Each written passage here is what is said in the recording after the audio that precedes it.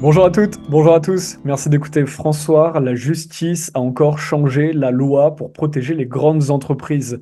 C'est ce que m'ont dit mes invités du jour hier par téléphone. On parle aujourd'hui de l'affaire scandaleuse des grandes surfaces type supermarché, hypermarché qui s'installent sans respecter les règles juridiques mises en place, donc qui s'installent illégalement et s'installerait notamment avec, on soupçonne la complicité des élus, qu'ils soient maires, préfets, et quand ils sont attaqués finalement en justice, on se rend compte que les procureurs et autres juges ne sont pas toujours impartiaux. C'est une affaire dont on parle très peu dans les médias, et on comprend pourquoi, puisque ça pourrait éventuellement gêner certaines personnes. C'est en tout cas ce que soutiennent nos invités, que l'on a reçus déjà plusieurs fois. Nous sommes avec les fondateurs de l'association En toute franchise, Martine Donnette et Claude Dio qui se battent Bonjour, hein. juridiquement. Mm. Bonjour à vous deux, Oui. merci d'être de nouveau sur cette émission. Aujourd'hui, vous dites qu'il change la loi en face, puisqu'on vous reçoit dans une affaire d'un carrefour installé à Vidauban. Alors, que s'est-il passé et quel a été l'avis défavorable rendu en début de semaine? Voilà. Alors, il faut savoir que le projet de Carrefour Vauban, bon, il n'est pas encore réalisé puisqu'on était en procédure, hein. C'est un dossier qui démarre depuis 2016 où on a obtenu 2 fois l'annulation de l'autorisation d'exploitation commerciale. Et malgré les refus, ils ont fini par avoir une autorisation en 2020 et ils ont obtenu un permis de construire. Donc nous, on a attaqué à la fois le dossier commercial et le dossier d'urbanisme. On a dénoncé de nombreuses irrégularités par rapport au non-respect du plan local d'urbanisme, hein, au niveau de la hauteur, de la zone et tout ça, on a dénoncé. Donc, la société qui demandait ce projet, pour corriger ces erreurs, a demandé un permis de construire modificatif. Donc là, on parle de Cadiz Immobilier, hein, c'est ça? Voilà, tout à fait. Et Alors, un permis donc, de construire modificatif, pour ceux qui ne connaissent pas, ça consiste en quoi?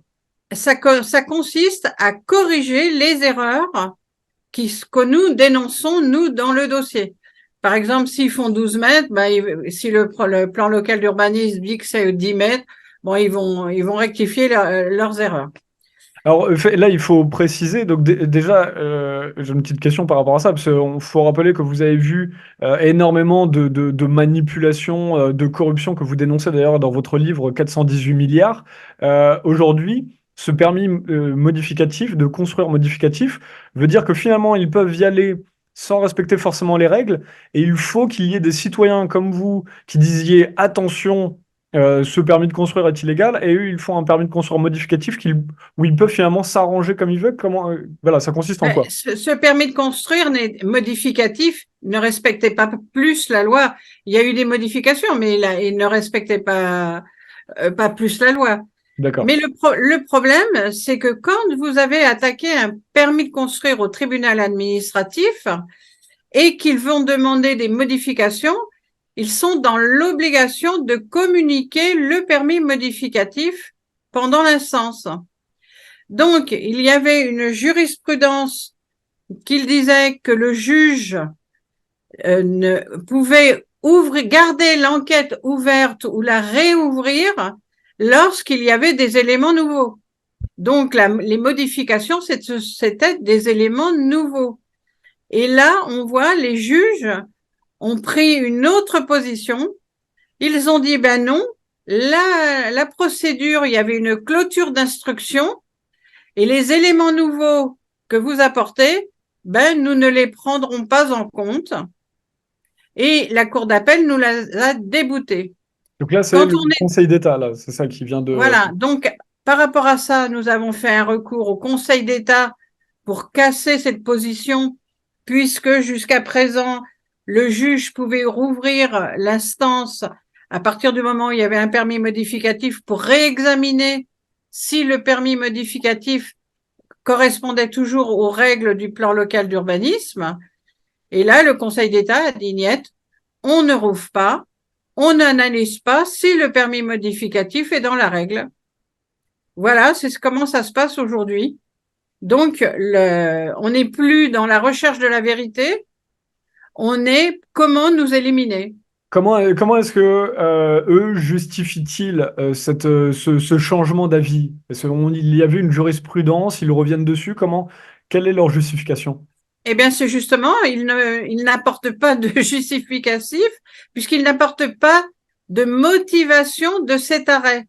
C'est-à-dire qu'on est dans un arrêt, on a deux arrêts précédents, ils se contredisent et on n'a pas de motivation pourquoi ils ont refusé de prendre notre pourvoi au Conseil d'État pour pouvoir faire juger ce nouveau permis ces modifications. C'est ce qui est assez étonnant, finalement, quand on regarde les avis. Vous m'avez envoyé les résultats de ce procès et il n'y a pas de. Voilà, on dit juste, finalement, au vu de telle loi, on revient dessus, mais sans apporter d'éléments. Donc, vous, votre sentiment, quelle est votre première réaction face à ça?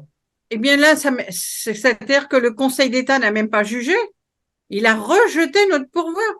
Donc ça veut dire on ne sait pas pourquoi ils ont rejeté notre demande d'examiner le permis modificatif du projet Carrefour à Vidauban.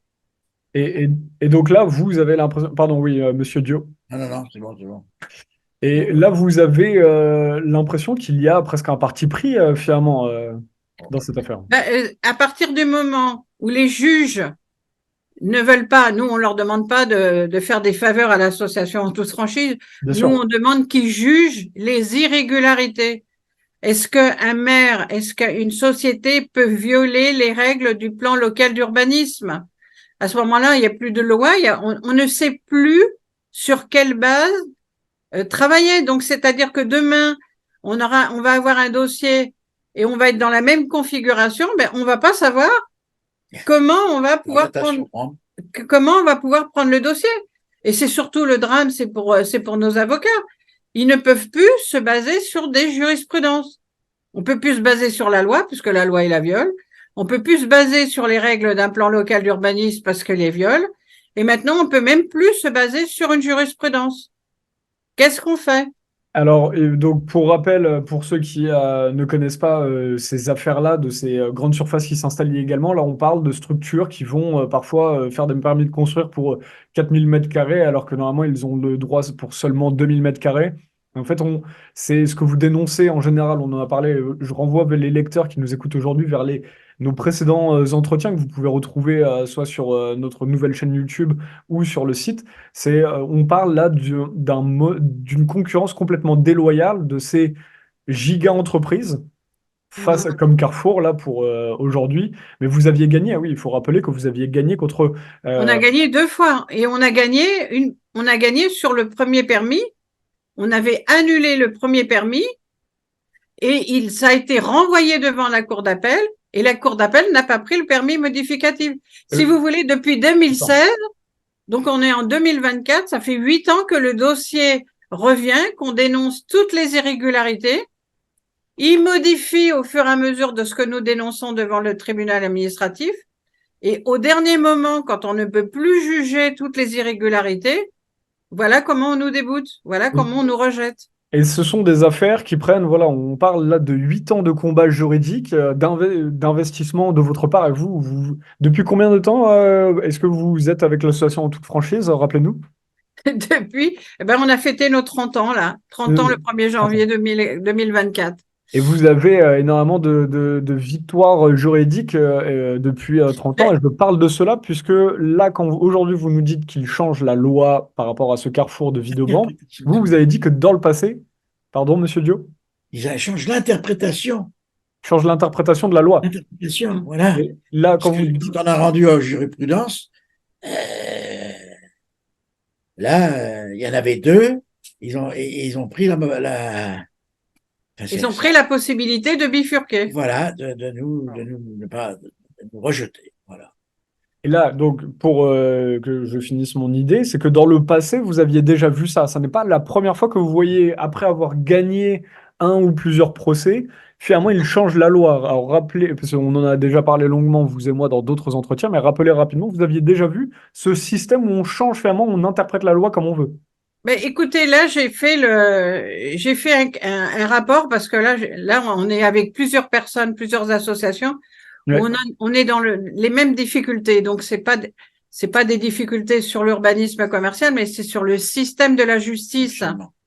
Donc, si vous voulez, aujourd'hui, on a 77 codes de justice. 77 codes, c'est pas n'importe quoi quand même.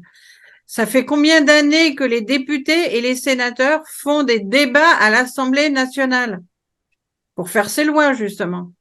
Et aujourd'hui, quand vous arrivez devant, que vous devez demander la justice, eh bien, on voit qu'on n'applique pas les mêmes règles qu'il y a dans les codes et qu'il y a dans les, dans les jurisprudences. Alors, c'est à se demander si aujourd'hui, on ne doit pas faire la grève de la justice. Parce que à quoi ça nous sert d'aller en justice? On fait perdre du temps à tout le monde. Bon, d'accord, le projet ne se fait pas, il met du temps à apparaître concernant toutes les irrégularités, mais on voit bien qu'à la finale, ce sont qui vont frauder contre les plans locaux d'urbanisme, qui vont encore avoir raison sur la justice. Alors, est-ce qu'il ne faut pas qu'on fasse grève pour avoir des juges qui jugent pour la vérité, pour juger les fraudeurs? On en est là aujourd'hui. Monsieur Dio, vous voulez ajouter un truc? J'ai une autre question sinon. Les fraudeurs ont de bonjour, ils ont de bonjour Devant eux, hein. devant eux. Alors, vous posiez la question. Nous, on a la preuve qu'un procureur fait défaut, par exemple. Nous, on a la preuve. On demande au procureur enfin, c'est vrai qu'il nous a déjà demandé, mais on a eu assez de demandes à non-lieu. Donc, on ne peut pas accepter aujourd'hui, en France, qu'un procureur fasse défaut. Voilà. Tout à fait. À nous, on s'y fait pas l'idée, en tous les cas. Donc, Bien sûr. ce jugement nous conforte dans l'histoire, nous conforte dans notre idée et dans l'idée de beaucoup de personnes, c'est qu'il y a vraiment un gros problème de justice. Oui. Et que, est-ce qu'on peut continuer parce qu'on nous dit il ne faut pas rendre la justice soi-même, on fait des lois pour vivre ensemble, on fait des lois pour respecter l'environnement, pour respecter les plans locaux d'urbanisme, pour respecter le plan de prévention des risques. Et on voit qu'à la finale, de toute manière, ce n'est pas jugé. Donc, qu'est-ce qu'il faut faire? Et Moi, alors, je pose la question à nos citoyens, hein. et quand, alors je reviens sur ma question précédente, parce que je vous demandais, je sais, on en avait parlé dans des précédents entretiens, que effectivement, ce n'est pas la première fois que vous voyez ça, vous les avez déjà vus changer la loi. Là, quand vous avez gagné, donc en décembre dernier, face au magasin Babou, puisque le préfet, vous avez fait condamner le préfet pour qu'il demande enfin la condamnation de ce magasin, parce qu'on ne peut pas demander soi-même, il faut que ce soit le préfet qui attaque. Là, c'était la même chose, c'est que par rapport à vos victoires, il faut rappeler que par rapport à vos victoires des années 2000, tout de suite, quelques années après, on fait changer la loi et le préfet n'est plus obligé d'attaquer le magasin. La loi dit qu'il peut. On ne dit pas il doit. Il faut le rappeler aux gens qui n'ont pas vu nos précédents entretiens, c'est important de rappeler cela. C'est-à-dire qu'on joue encore une fois sur les mots. Ça, c'était dans le passé, mais ça montre un exemple que ce n'est pas la première fois qu'ils changent la loi pour aller dans le sens des grandes entreprises. Voilà. Et c'est surtout leur circulaire. Parce que les circulaires, nous, ce qu'on déplore, c'est que les députés et les sénateurs ne nous écoutent pas quand on leur dit, mais il y a des lois, mais ils font des circulaires pour que les lois ne soient pas appliquées.